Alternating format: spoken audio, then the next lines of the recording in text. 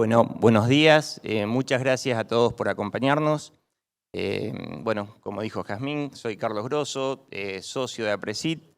Desde hace 2 años colaboro con el equipo de la REM y esta es una charla gestionada por la REM en el marco del Congreso. Muchas gracias, Marcelo, por acompañarnos. Marcelo Carmona es profesor regular titular plenario de la Cátedra de Fitopatología de la Facultad de Agronomía de la UBA. Tiene una maestría y un doctorado, posee numerosas publicaciones científicas de impacto nacional e internacional. En manejo integrado de enfermedades trabaja desde 1989 en las disciplinas de monitoreo, epidemiología, control químico, biológico, químico alternativo y manejo sanitario de semillas. Actualmente dirige un proyecto sobre resistencia de patógenos fúngicos a fungicidas. Bueno, este es el currículum de Marcelo. Yo le agrego que Marcelo es muy inquieto, muy profesional, muy apasionado en todo lo que hace y bueno, muy elocuente en sus presentaciones. Muchas gracias, Carlos. Siempre es bueno tener un amigo que te presente, como lo han visto recién. Para mí es un placer, por supuesto, estar acá en APRESID. Agradezco a toda la organización de APRESID, especialmente la REM, a Eugenia, que me ha hecho esta invitación. Es un importante problema y cuando hablamos de fungicidas en particular, todos sabemos que es una parte esencial de la agricultura mundial y de la producción de alimentos. Cultivos que podrían... en realidad es necesario la utilización de fungicidas porque si no, no se podrían cultivar. Son varios, por ejemplo, papa, tomate, la soja en Brasil. Y durante muchos años los productores han tenido una diversidad de moléculas que con una relativa baja dosis podían controlar un espectro de control amplio. Sin embargo, actualmente hay un escenario dramáticamente diferente. 3 factores. El primero de ellos es pensar que la situación económica, social, ambiental han hecho que se retiren moléculas que antiguamente habían sido muy efectivas y esto se está viviendo en Europa. El segundo punto, las compañías hacen un esfuerzo extraordinario, 200, 300 millones de dólares de inversión para generar una nueva molécula y todavía no aparecen nuevos mecanismos revolucionarios de acción como fue en su época en el año 2000 las estrobirulinas. Y el tercer factor que hace dramático este escenario es básicamente la aparición de la resistencia de hongos a fungicidas, que compromete, amenaza y desafía a la agricultura mundial y, por supuesto, a la producción de alimentos. En general, cuando nosotros discutimos manejo integrado, lo hacemos desde las universidades, por supuesto, y todos los colegas fitopatólogos, sabemos que el manejo integrado debería ser el camino, el rumbo que debe tomar un técnico o un productor. En Argentina, y especialmente para cultivos extensivos, cuando analizamos los programas de manejo integrado, vemos que hay medidas que se adoptan más que otras. Y si ustedes observan acá, especialmente el control químico, no anda muy bien la pila, no importa, lo dejamos. El control químico foliar o en semilla es la práctica más frecuentemente adoptada. Por supuesto que hay otras prácticas en color amarillo que son medianamente adoptadas, como es el manejo cultural, las rotaciones, el monitoreo, la elección de genotipos resistentes. Esto es válido para soja, trigo, cebada, exceptuando maíz, donde el uso de fungicidas no es una herramienta realmente muy frecuentemente adoptada y se puede discutir el porqué, pero en general millones de hectáreas son utilizadas con fungicidas básicamente para la protección vegetal. Por supuesto, hay otras prácticas aún menos adoptadas que pueden tener en el mediano plazo realmente una posibilidad de complemento, de adición a la fuerza de la protección vegetal. Y esto tiene que ver con bioestimulantes e inductores de defensa, control biológico, pronóstico de enfermedades. Es decir, hay una diversidad de tácticas que no las estamos implementando, siendo que la práctica más común que se utiliza para la protección vegetal es el uso de fungicidas. Paradójicamente y casi en forma contradictoria desde el punto de vista técnico, vemos que este control químico en general viene acompañado por una práctica muy poco usada, que es el monitoreo y la decisión de aplicar en el momento correcto a través de umbrales. Aplicar de acuerdo a las dosis correctas, respetando los marbetes, manejando, por supuesto, los mecanismos de acción en base al conocimiento técnico que tengan cada uno de ustedes en sus moléculas. Cuando usamos fungicidas, y es la práctica más frecuentemente utilizada, sabemos que pueden fallar. y uno observa fallas de control en los diferentes campos.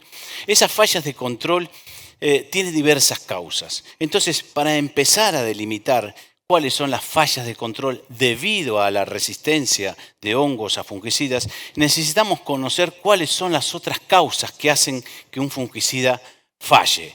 En primer lugar, subdosis de fungicidas, subdosis divididas. Este es un error técnico extraordinario porque las dosis deben ser respetadas de los marbetes y las dosis, por ejemplo, divididas, en la cual muchas veces hay recomendaciones de técnicos, es un error realmente extraordinario porque incentiva, estimula y potencia la aparición de resistencia. El segundo punto puede ser que fallen los fungicidas porque se aplican moléculas totalmente ineficientes para esa enfermedad en particular. Esto es una falta de conocimiento en particular. O niveles de enfermedad elevados, se llega tarde. Es muy común llegar tarde para el control de la raya amarilla del trigo o para la mancha en red de la cebada. Es muy común que se llegue tarde en ese aspecto. O la tecnología de aplicación es ineficiente o malas condiciones ambientales para la aplicación. Y el punto 6, que es el que nos convoca, es la aparición de cepas o razas menos sensibles o resistentes a los fungicidas. Este último punto, el 6, es el más difícil de todos de confirmar y por supuesto dar la certeza de que se trata de eso. Y ahí vamos para ahí. ¿Qué es la resistencia? Para que nos pongamos todos de acuerdo en el auditorio. ¿Qué es la resistencia? Ustedes tienen bastante conceptos de resistencia en relación al tema malezas. Pero ¿qué es resistencia en cuanto a nivel de hongos? Es una habilidad desarrollada, adquirida, hago un silencio para darle valor a esta palabra que digo, heredable. Heredable, es decir, que algunos individuos que van a empezar a ser resistentes finalmente van a transmitir a la descendencia, haciendo más abundante la cantidad de individuos que van a ser resistentes. Por un hongo, para sobrevivir en presencia de niveles de fungicidas que previamente eran letales, es decir, que antes lo mataban. Y esto no es más que la teoría de Darwin, la supervivencia del más apto. Ante la presión de selección del uso de fungicidas que hace el ser humano, al ser humano, hace finalmente que estos individuos emerjan. Cuando hablamos de sensibilidad, hablamos del hongo, y cuando hablamos de fungitoxicidad o potencia de un fungicida, hablamos de la molécula. Qué bueno es saber si mi fungicida es altamente fungitóxico o es muy potente, o ese hongo es muy sensible o poco sensible a mi fungicida que voy a utilizar. Qué bueno sería saber toda esa información. Entonces, cuando hablamos de pérdida de sensibilidad, hablamos estrictamente de resistencia. El hongo dejó de ser sensible. Fue antiguamente sensible, ahora dejó de ser sensible. Y esto pasa con las estrovirulinas que ustedes conocen, con el carbendazim, y muchas veces pasa también con las carboxamidas. Inhibidores de la succinato deshidrogenasa es una enzima que bloquea las carboxamidas y por eso inhibe la succinato deshidrogenasa. Reducción, es decir, cuando quizás a ustedes el concepto que más se les acerca es la tolerancia, es decir, el hongo empieza a disminuir gradualmente su sensibilidad a ese fungicida. Entonces se va produciendo una reducción en el tiempo de la sensibilidad de ese hongo y esto pasa muchas veces con los triazoles. Y finalmente tenemos hongos que son totalmente insensibles. Genéticamente nunca fueron sensibles y pasaron y siempre serán insensibles. Bien, en definitiva, hay dos tipos de resistencia. Obviamente acá hay mucho concepto y mucha más profundidad para desarrollar. Estamos en una capacitación práctica, rápida y tratamos de rescatar los principales conceptos. Hay dos tipos de resistencia, la cualitativa y la cuantitativa. Ahí está bien la diferencia. La cualitativa es abrupta, es súbita. El hongo era sensible y en 1 o 2 años pasó a ser resistente. Y esto muchas veces pasa con carbendazim, benzimidazoles, estrovirulinas y algunas veces pasa con las carboxamidas. Es interesante porque es solamente una modificación de un solo gen.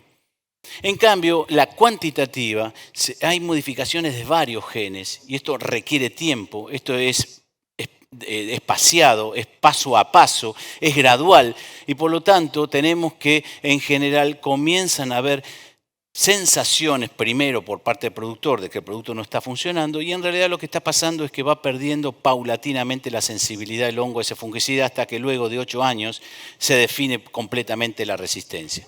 En este caso cuantitativa y para los triazoles se puede recuperar la eficiencia de control en los primeros años con un aumento de dosis o con un aumento de la frecuencia del uso de azoles. Incluso si se lo retira del mercado y se lo retorna luego de algunos años, ese fungicida azol que había, digamos, dejado de ser potente o fungitóxico, vuelve a tener capacidad de control. Lo vemos en Brasil con la molécula tebuconazole, que fue la primera en caer de desgracia en la roya asiática, y que ahora vuelve a aparecer al mercado la molécula tebuconazol con cierto grado de efectividad que ya anteriormente lo había perdido. ¿Cuáles son las causas por las cuales los hongos se vuelven resistentes o reducen su sensibilidad? La principal es la mutación. La mutación es un cambio en el material genético, pero no es la única causa. Es la principal, pero no es la única causa por la cual un hongo puede volverse resistente. Las mutaciones son al azar, a veces de muy baja frecuencia, 1 en 1.000.000. Es una capacidad que utiliza en la naturaleza esta población para poder quedar más apto frente a una presión de selección que se hace, que es el fungicida. Por eso les decía, la mutación es un fenómeno normal y se utiliza para sobrevivir frente a una amenaza, un desafío. ¿Y cuál es la amenaza y el desafío? La amenaza y el desafío es el fungicida. Es que el ser humano aplica. Y no es que el fungicida es mutagénico, no es el que origina en general la mutación, sino que la presión de selección es la que origina que esos individuos que naturalmente cambian, terminan siendo abundantes en una población que antes era sensible. Es transmitido a la descendencia, es heredable, y este es el punto más importante. Hablamos de resistencia cruzada y hablamos de resistencia múltiple. Insisto, estamos tratando de poner en el auditorio, de ponernos de acuerdo los conceptos a la hora de explicar posteriormente cuáles son los casos de resistencia en Argentina, muchos de los cuales son novedades para este congreso. Por ejemplo, resistencia cruzada ocurre entre fungicidas de un mismo mecanismo de acción. Por ejemplo, los triazoles tienen un mismo mecanismo de acción, inhibir la síntesis de un lípido del hongo. Bueno, cuando la roya naranja o de la hoja terminó siendo resistente al tebuconazole, todos los demás triazoles también dejaron, por supuesto, o perdieron su potencia o su fungitoxicidad. Resistencia múltiple es cuando, por ejemplo, un hongo se vuelve resistente a varios mecanismos de acción diferentes. Y esto es lo que pasó, por ejemplo, el último año con la mancha en red de la cebada, que se encontró resistencia para triazoles, para estrovirulina y para carboxamida, o lo que sucede con ramularia, que también es exactamente lo mismo en el mundo, que estos presentan mecanismos de resistencia múltiple. Recapitulando, fallas de control pueden ser de diversas causas, pero la principal y la que nos interesa es justamente la resistencia. La resistencia para ser confirmada requiere de pasos estrictamente que hay que seguir y que por supuesto tienen que ser cumplidos. El primero de ellos es la identificación del problema, generalmente son llamados de productores o técnicos. El segundo es desechar cualquier otra causa que no sea ligada a la resistencia, como hemos dicho, mala aplicación, dosis, llegar tarde. Bueno, se desechamos y seguimos entonces con el muestreo de ese problema, identificamos morfológicamente, molecularmente. Ustedes van a ver acá, a diferencia de otros aspectos de resistencia en otras plagas, que la parte molecular es esencial, es imprescindible y que por lo tanto es necesario confirmar y caracterizar esos aislados. Luego se hace un gradiente, se toma el fungicida que está bajo sospecha, se hace un gradiente de concentración y el hongo debe crecer en ese gradiente. Nosotros queremos determinar lo que se llama CI50, que es la concentración mínima capaz de inhibir al 50% del hongo. Necesitamos llegar a ese valor en cada aislado para cada fungicida.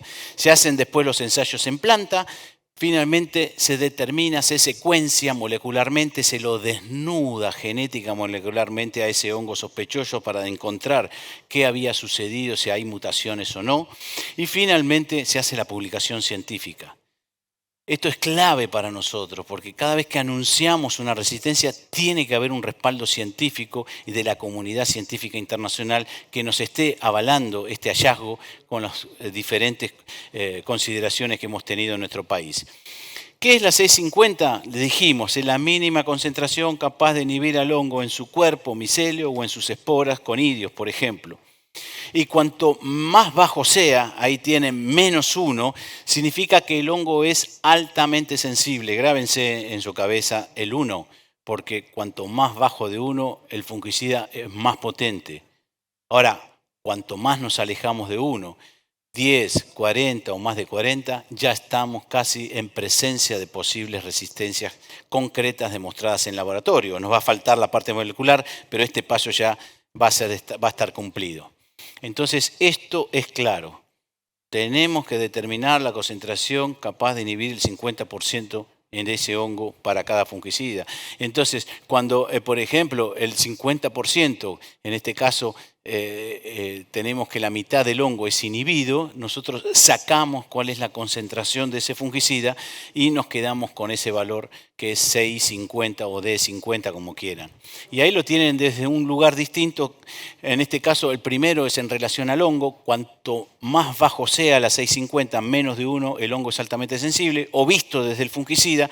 Si es menor a 1, esa 6,50 de ese fungicida, el fungicida es altamente potente o altamente fungitóxico.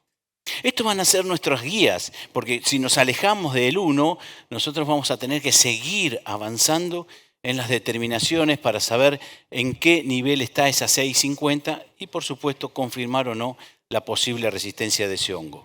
Pasamos ahora al estatus de la Argentina en cultivos extensivos.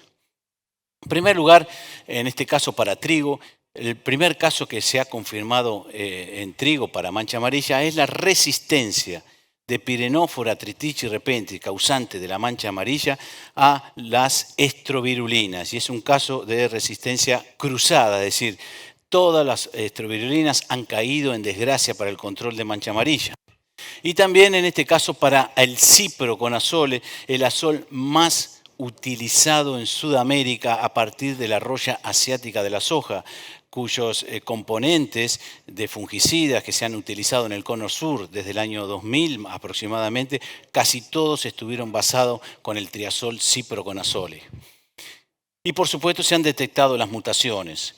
El segundo caso es la roya naranja, año 2007, un trabajo hecho con Brasil donde intercambiamos las cepas de roya, Puccinia triticina, y donde hemos encontrado que ha perdido eficiencia de control los triazoles. Hay una reducción de la sensibilidad y por lo tanto no se puede controlar la roya naranja con azoles en Argentina en este momento si uno utiliza un triazol solo. Y este es un grave problema. Y recuerden siempre, y perdonen mi insistencia, en este congreso yo quiero que les quede retumbando en sus mentes que todas estas modificaciones son heredables. Y por lo tanto, cuando hay individuos que mutaron, van a querer dominar la totalidad de la población por un instinto de supervivencia. Y cuanto más mal hagamos las aplicaciones de fungicidas, esto se acelera la tasa de aparición de resistencia. Estos son los lotes de mancha amarilla. En el año 2013 comenzaron absolutamente todos los reclamos, las sospechas. Hemos tomado estas decisiones, hemos aislado de toda la región. La verdad que este también es un momento para dar agradecimiento, en este caso a la empresa BASF, que nos ha ayudado muchísimo, acompañándonos en todo, no solamente en lo que es monitoreo, sino también en el soporte de recursos para determinar molecularmente las mutaciones, que es un valor muy grande y es un problema que tenemos los investigadores cuando tenemos que trabajar con esto. Identificamos, por supuesto, los aislados y llegamos a la conclusión. Bueno, esto es como se ve en el microscopio, es un trabajo muy intenso. Trabajamos con Francisco Sautúa y Francisco está con una capacidad extraordinaria en el laboratorio de trabajo, pero vean cómo es un conidio germinando, un conidio que ha sido inhibido por el fungicida. Bueno, con eso se determina la 650. Y se hacen posteriormente las publicaciones, tanto científicas en la revista Plant Pathology y por supuesto en la divulgación interna en la región pampeana y todo lo que estaban involucrados. Esto ya está confirmado, no hay dudas y hay una resistencia de mancha amarilla a las estrovirulinas y en este caso también al ciproconazole. Una cosa muy importante que cuando uno determina la resistencia no significa que los 6 millones y pico de hectáreas de trigo sean todas resistentes. Cuando aparece mancha amarilla.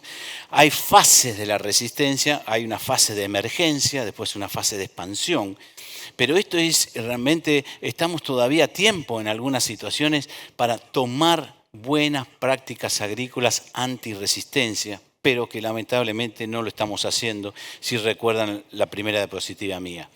Conclusiones. Por primera vez se informa en todo el cono sur, por primera vez, la resistencia a estrovirulina, la sensibilidad y resistencia al ciproconazole y los triazoles epoxi, proteoconazol y propiconazol aún son sensibles, son efectivos. ¿Y esto qué quiere decir? Quiere decir que, por ejemplo, si yo utilizo un epoxi, un proteo y propi en función de sus dosis de campo, yo voy a lograr control. Pero el problema es que son curativos, no previenen la entrada del hongo. Recuerden que los triazoles actúan una vez que ingresó el hongo. Entonces, aquí el problema es, y estamos terminando ese trabajo, es cómo es que se comportan la población de mancha amarilla a las carboxamidas. Es un trabajo también tedioso de germinación de conidio, de determinación molecular, etc. Encima, la enzima que es bloqueada por la carboxamida es una enzima compleja, tiene 4 unidades y es muy difícil de abordarla rápidamente.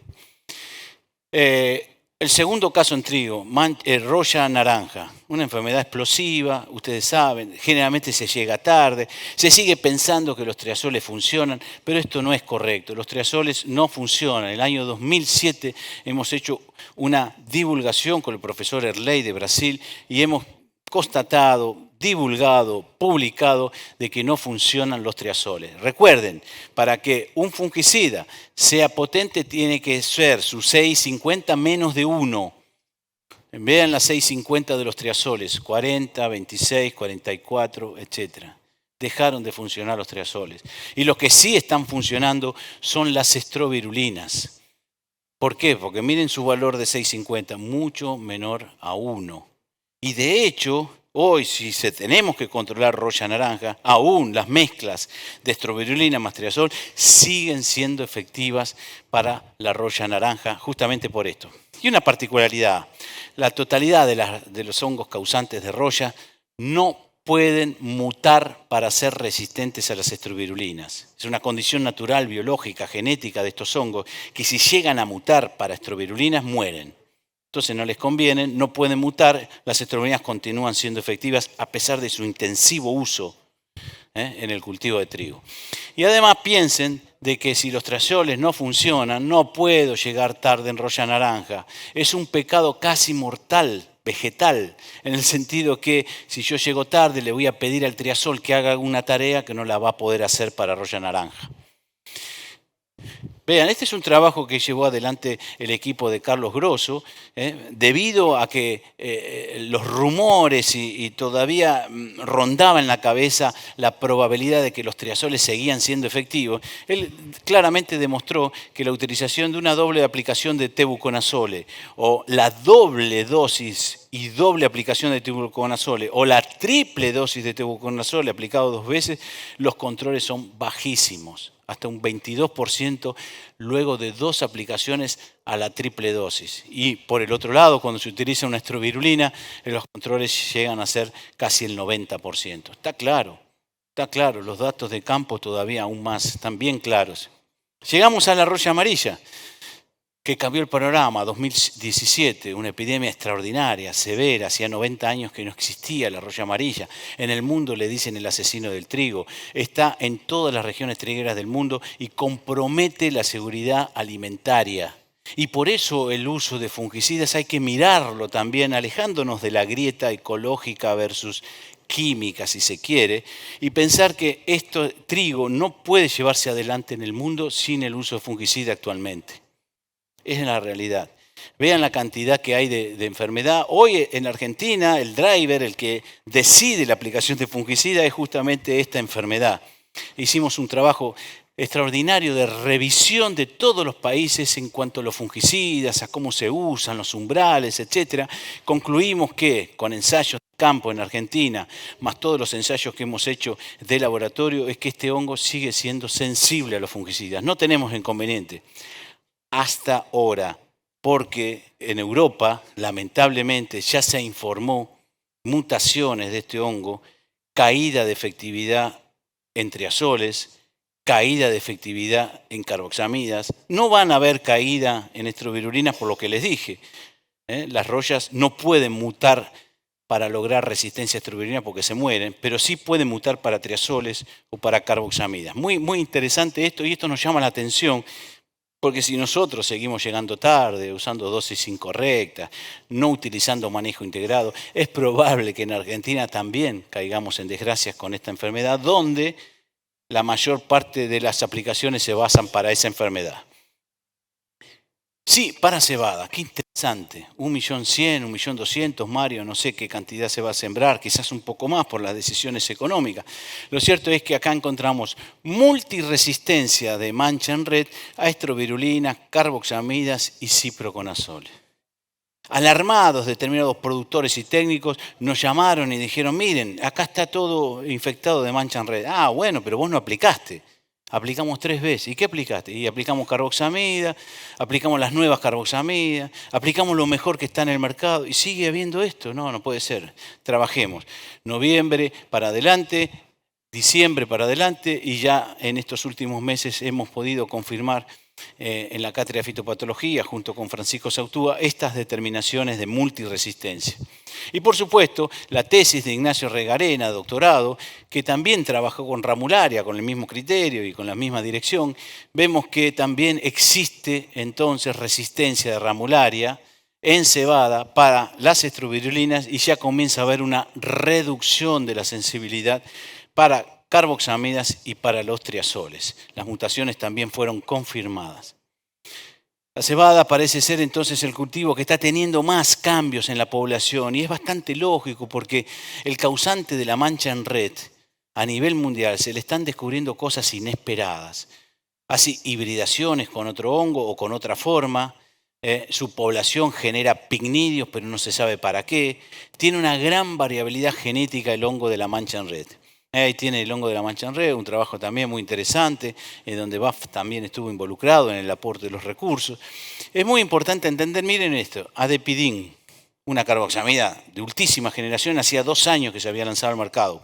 Fluxapiroxat, una carboxamida potente, de amplio espectro, que venía utilizándose también. Miren, las hojas de arriba sanas son cepas sensibles del año 2008.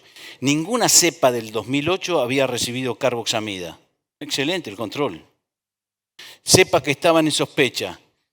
Miren, la dosis de 10 partes por millón es altísima para un trabajo en planta.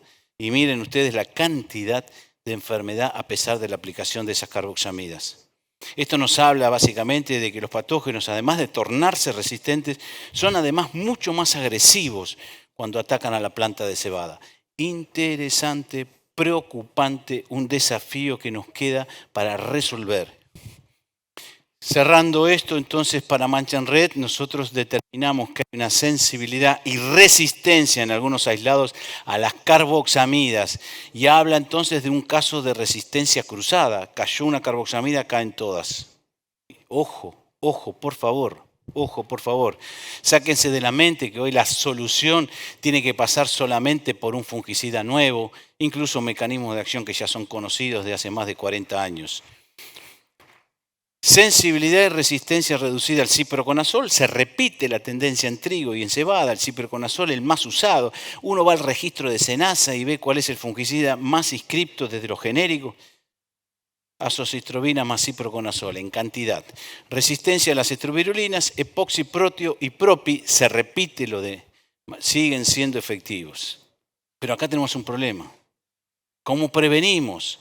De ahí entonces los pensamientos hacia otras posibilidades de manejo, desde inductores, desde multisitios, desde manejo con silicio, como para evitar que el hongo entre.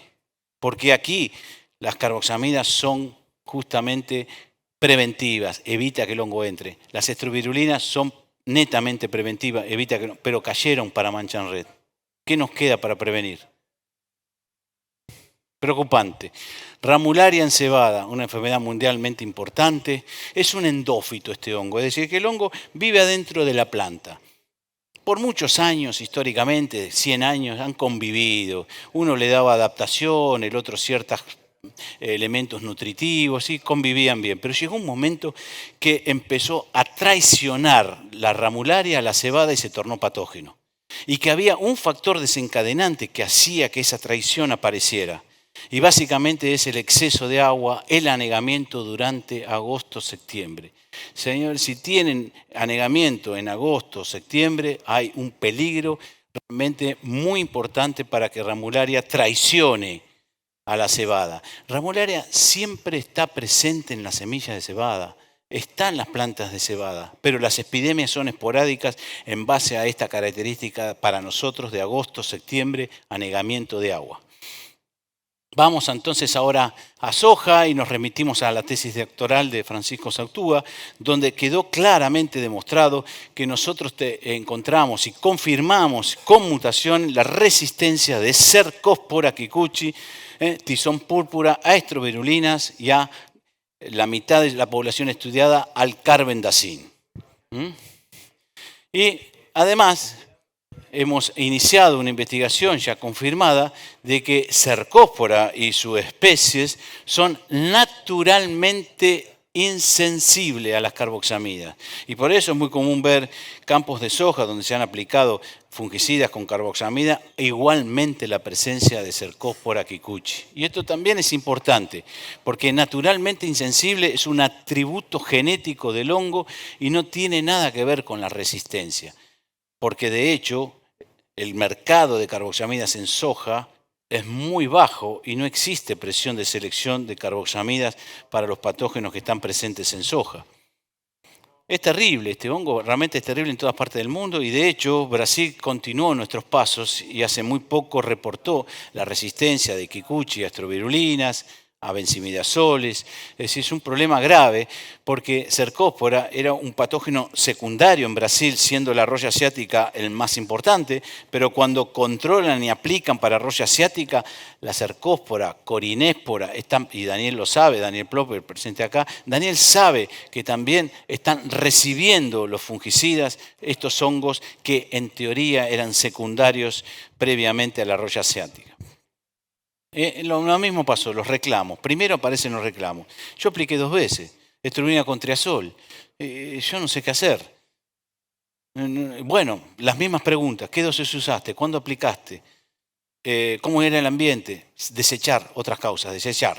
Llegamos a que esto puede ser una sospecha y se hizo todos los trabajos y se han publicado incluso hasta en Bolivia, donde se hemos detectado las mutaciones de este hongo, especialmente para las estrovirulinas, especialmente para el carbendazim, y hay una reducción de la sensibilidad a los triazoles. Entonces, este es un problema, porque además, si confirmamos finalmente con la publicación de que son naturalmente insensibles a las carboxamidas, las especies de Cercospora, tenemos un problema similar. Para ir ya como cerrando y darle un corolario a las expectativas que vamos a tener para futuro, en primer lugar nosotros decimos, ¿estamos preparados para manejar la resistencia en Argentina? La tasa hoy la tenemos aquí, la línea amarilla. ¿Qué significa eso? Significa que estamos en una fase donde empiezan a emerger los problemas en los diferentes cultivos. Pero ¿qué vamos a esperar? ¿Vamos a seguir haciendo las mismas cosas siempre? ¿Vamos a seguir malversando las dosis recomendadas?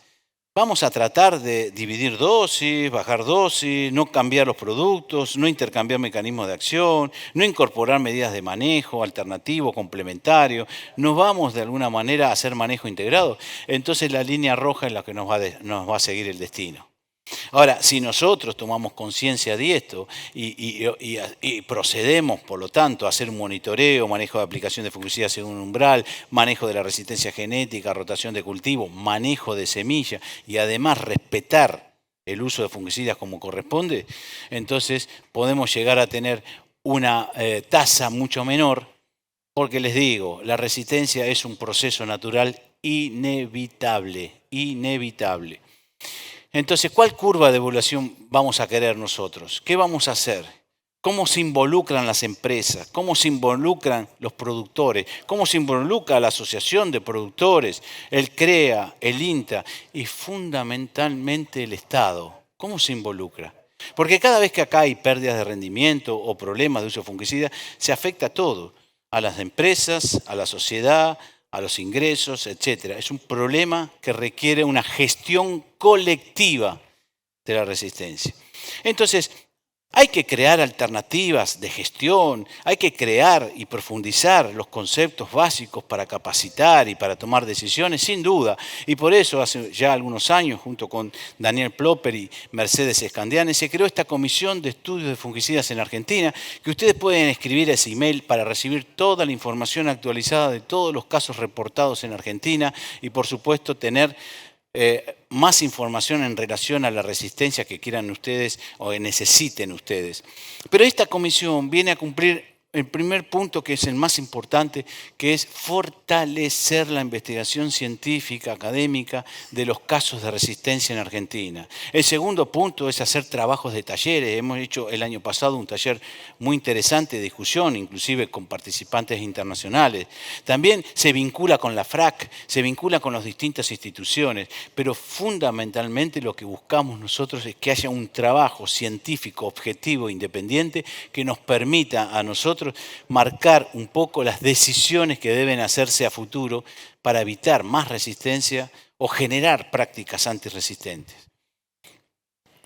Quiero ir cerrando con algunos principios básicos fundamentales. Venimos bien de tiempo, Carlos, así que ya vamos a pasar a las preguntas.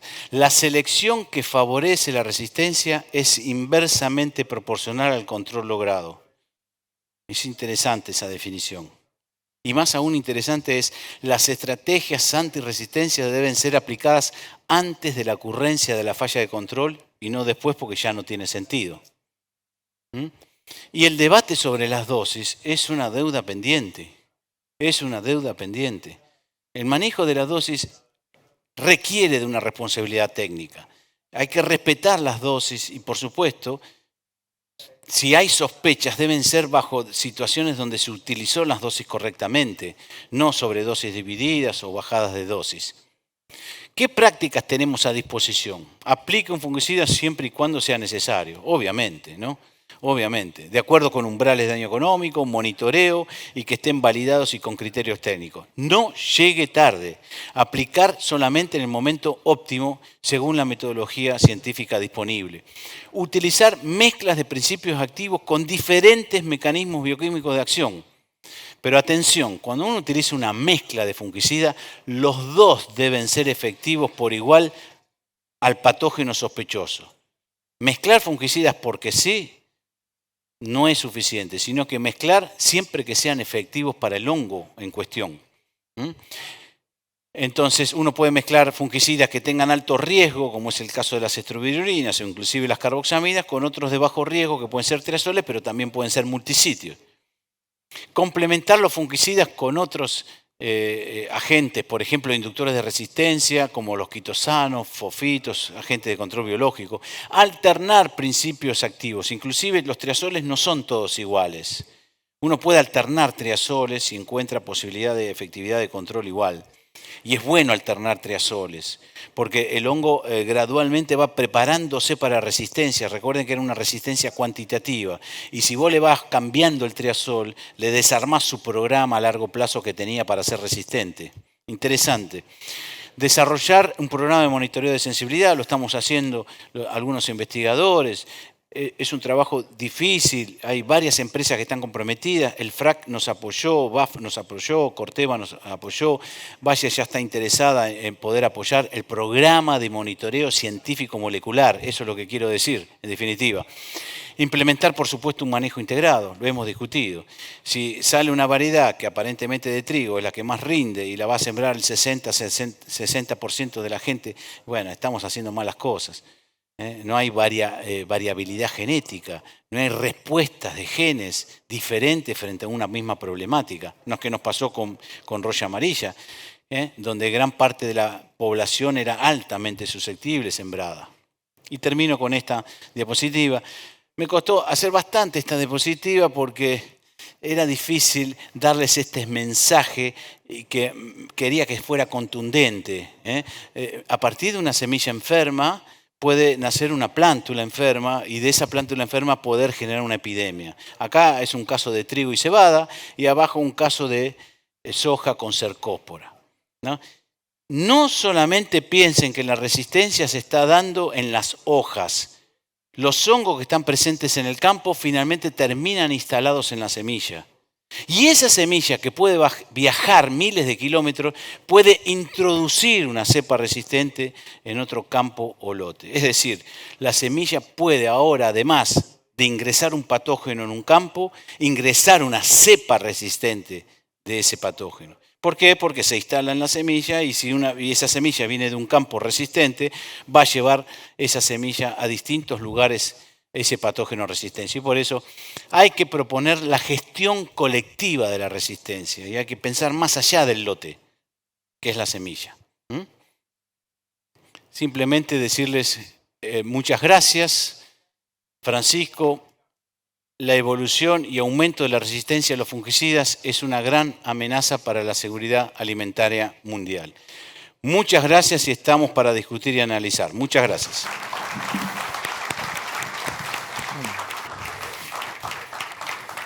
Bueno, Marcelo, muchísimas gracias, muy claro todo.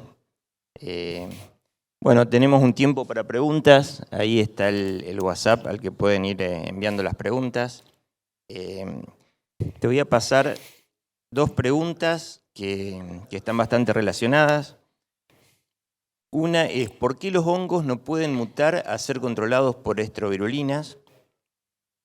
Y otra pregunta es muy parecida, ¿cuál es el motivo por el cual las rollas no pueden mutar para adquirir resistencia a estrovirulinas y sí lo puede hacer cercospora en soja? Es muy interesante esa pregunta, es una pregunta que tiene una respuesta genética de intrones y de secuenciación de aminoácidos.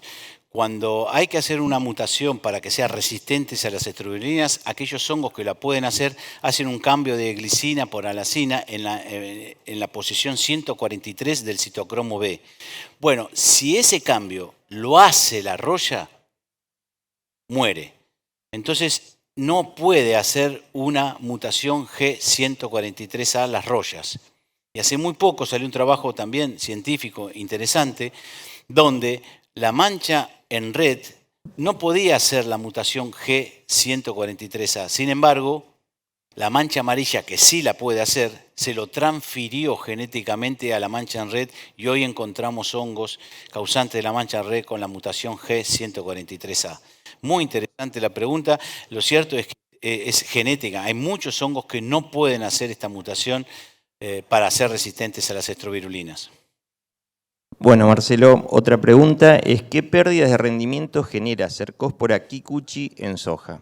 Bueno, cuando uno analiza pérdidas en los cultivos de soja y especialmente para enfermedades de fin de ciclo, es muy difícil desglosar el complejo de las enfermedades de fin de ciclo, porque uno encuentra mancha marrón, mancha anillada, bacteriosis, por supuesto que encuentra antracnosis, fomopsis. No hay un dato exclusivo de la cercospora kikuchi. Lo cierto es que en general los daños de las enfermedades llamadas de fin de ciclo están en promedio entre un 10 o un 20% dependiendo de las condiciones climáticas, específicamente lluvias que se den a partir de R3 que se presenten en los diferentes años. Y 20% es, por ejemplo, un lote de 4.000 son 400 kilos u 800 kilos por hectárea. Perfecto. Otra pregunta, si se puede hacer monitoreo de la sensibilidad de hongos a nivel de productor y cómo hacerlo. No, no se puede hacer a nivel de productor. Lo que sí puede hacer el productor es un registro de sus propios monitoreos de lotes donde comience a haber fallas de control.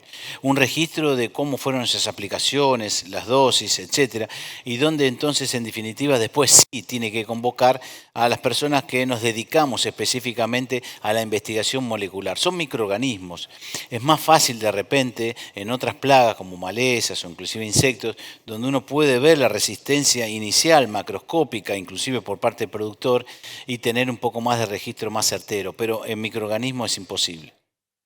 Una pregunta mía con respecto a esto, a nivel de investigación, ¿se está haciendo todo lo que sería útil para el productor o por falta de algunos recursos no estamos llegando a hacer todo? No, lamentablemente no tenemos un programa de monitoreo profundo en el país. Son esfuerzos entre personales y ayudas parciales de empresas y aparte desde las instituciones públicas como de la Universidad de Buenos Aires. Agradecemos mucho, por supuesto, los recursos. No nos alcanza. Las determinaciones moleculares llevan mucho dinero, mucho dinero. Me dijo que estaba cansado antes de empezar, que se quería ir, que quería cerrar las cosas, pero no importa, ya vamos terminando. Miren ustedes, la cantidad de recursos entonces que se requiere para hacer un programa es elevadísimo. Elevadísimo. Entonces, ¿se están haciendo cosas? Sí, estamos más adelantados que en algunos casos que Brasil o Uruguay, que Chile en los cultivos extensivos. Pero estamos haciendo mucho esfuerzo y requerimos muchos recursos. ¿Cómo ves a los fungicidas multisitio como Mancozeb en este contexto? Bueno, el Mancozeb junto con el cloralonil, Folpe, de algunos productos cúpricos, forman parte de lo que significa los multisitios, ¿no? Son aquellos fungicidas que tienen muy bajo riesgo de que los patógenos se tornen resistentes. Entonces, en ese contexto, el mundo en general empieza a pensar en estos multisitios como compañeros ideales de los fungicidas que tienen que proteger su vida útil. Entonces, hay una posibilidad, obviamente que no es para todas las enfermedades. Uno tiene que saber ubicar el multisitio para qué grupo de enfermedades podría ir idealmente bien. Por ejemplo, la roya amarilla, la roya naranja o mancha amarilla son casos concretos en los cuales la utilización puede ser muy útil. Otra pregunta, ¿qué respuesta podemos esperar a los fofitos y cómo deberíamos usarlos? Bueno, yo el otro día comentaba con un amigo afuera de que hoy hay mucha discusión sobre fitoestimulantes, bioestimulantes, inductores, productos biorracionales. Me parece que hay que poner un poco más de claridad en todo ese aspecto, en el sentido que los podemos llamar productos biorracionales y a partir de ahí generar una división importante de qué función cumple cada uno, qué podemos esperar de cada uno y fundamentalmente la principal traba que tienen los productores es cuál es el momento de aplicación de estos productos y que me parece que eso hay que descifrarlo. En el caso de Fofito, nosotros hemos trabajado científicamente muy bien con la empresa Spraytec, en el sentido que estos fofitos deben ser incorporados especialmente junto con los fungicidas a manera de complemento y otorgándole acción que el fungicida no puede otorgarle a la planta. Esto es aumentarle las defensas, moverse hacia las raíces, acompañar la protección vegetal desde otro lugar que no genere resistencia, porque no hay resistencia a los fofitos. Y entonces en esos casos hay recomendaciones bien claras de uso de fofitos para, por ejemplo, enfermedades de soja mezclados con fungicidas a partir de R3 cuando tengamos 30 milímetros de lluvia aproximadamente acumulada. Es solamente un ejemplo, pero si nos vamos a los tratamientos de semilla, estamos teniendo excelentes novedades respecto al uso de fofitos con semillas. Perfecto, Marcelo. ¿Qué opinás de los fungicidas biológicos en semilla? Sí, bueno, los fungicidas biológicos o los biofungicidas, vamos a llamarlos así, son una excelente opción, pero no pueden mirarse siempre como una competencia directa con los fungicidas. Yo creo que este es el primer punto. Los fungicidas cumplen una acción altamente eficiente y los biofungicidas tienen que traspasar una serie de trabajos que son realmente muy difíciles. Porque cuando uno ve una caja de Petri con un biofungicida y nos llama la atención, nos genera mucha expectativa, es extraordinario el impacto visual, uno lo puede ver en las cajas de Petri claramente. El segundo paso es verlo en un invernáculo, en una planta, en un suelo. Y el tercer paso es ir al campo. Y en el campo, miren, en el campo el universo, y Luis Wall lo sabe muy bien, que sabe de biología del suelo como el mejor, sabe que ahí hay millones y millones de microorganismos. Entonces, incorporar un microorganismo foráneo en millones de microorganismos que ya han estado históricamente en ese suelo, comienzan a haber algunos inconvenientes. No digo que no vamos a lograr impacto con los biofungicidas, pero esos biofungicidas deberían ser pensados también como aliados de los tratamientos que actualmente están. Ese me parece un aspecto muy importante. De biofungicida, para terminar, confío mucho más en los consorcios más que en un solo microorganismo y por otro lado pensar que esos microorganismos pueden estar asociados a las alternativas químicas que están siendo efectivas, a manera de protección, complemento, sinergia, etc. Bueno, Marcelo, ya fuiste hablando, pero por ahí, si querés explayarte un poco más, sí. Esta pregunta es, ¿qué bioinductores hay en el mercado y para mancha amarilla de trigo y mancha en red en cebada? Bueno, en general tenemos distintas alternativas. Por ejemplo, discutí mucho el silicio. El silicio es el elemento casi más común que hay en la Tierra, pero muchas veces la planta no lo tiene rápidamente disponible y no puede, por lo tanto, ejercer su acción dentro de la planta. El silicio tiene funciones extraordinarias, les decía, y no son solo una función. Por ejemplo, va a engrosar la pared celular de las células y eso, por lo tanto, empieza a ofrecer una barrera física a los patógenos. En segundo lugar, trabaja también como inductor de defensas, es decir, que incorporar silicio haría una explosión de generación de fitolexinas, de defensas naturales de la planta, y eso también podría ser una alternativa. Los derivados de crustáceos, como es el quitosano, también es una inducción de defensa realmente muy interesante. Y finalmente, lo que más conozco yo, que son los fosfitos, que lo hemos utilizado mezclados con glifosato, mezclados con fungicidas, como tratamiento de semilla, nos han dado un éxito realmente, inclusive científico, porque están los trabajos acompañando esto, especialmente para mancha en red, Pythium en soja. Pythium en soja nos sorprendió. Sabemos que los fosfitos han nacido y se han descubierto gracias al control de una fitóftora, es decir, a un pseudo hongo, pero por ejemplo hemos probado el ultramanganeso en semillas de soja y nos ha dado prácticamente igual o mejor que el mejor producto químico que existe para tratamiento de semillas de soja para el control de Pythium. Y así podemos enumerar muchos trabajos y muchas otras alternativas que hay para el manejo. Hay que meterse en el tema, pero sacar el barro de la discusión, de la comercialización o del marketing y empezar a ver ¿para qué me sirven los residuos de salmón? ¿Para qué me sirven los ácidos fúlvicos y húmicos? ¿Para qué, de alguna manera, y en qué momento lo debería aplicar un fosfito, un quitosano? Y así hay una diversidad de bioinductores y yo los voy a llamar biorracionales. Bueno, cortito porque quedan algunas preguntas y nos queda poco tiempo. ¿Cómo está la situación en maíz?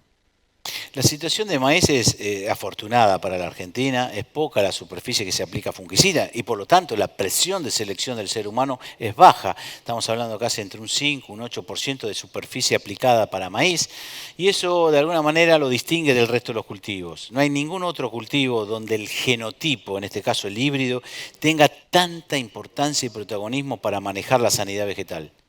Es increíble los aportes que puede hacer un híbrido, no solamente para enfermedades como tizón o roya, sino inclusive por la traslocación de fotosintato que está muy ligada a las pudriciones de raíz y tallo. Entonces, las aplicaciones de fungicida en el mundo nacieron porque sobraron fungicidas para roya asiática en Estados Unidos.